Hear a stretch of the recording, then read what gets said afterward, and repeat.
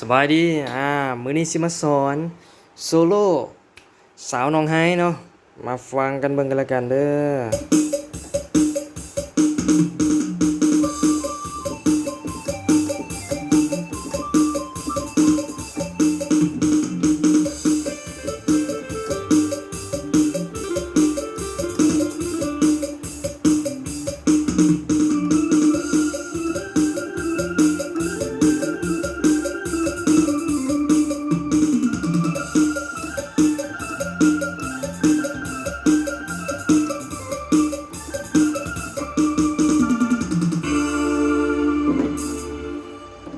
อยากรู้ว่ามันมีหยังแน่เนาะเพลงนี้บ่ยากเลยเดี๋ยวแนะนำให้เนาะเพลงนี้ก็คอร์ด DM คือกันเนาะ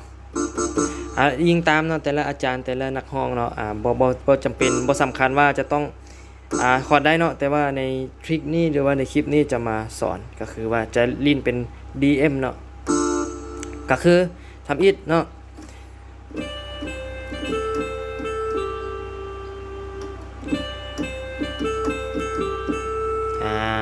ซาเด้อ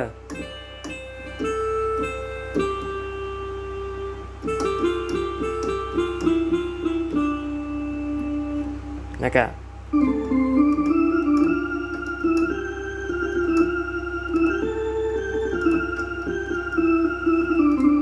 อ่า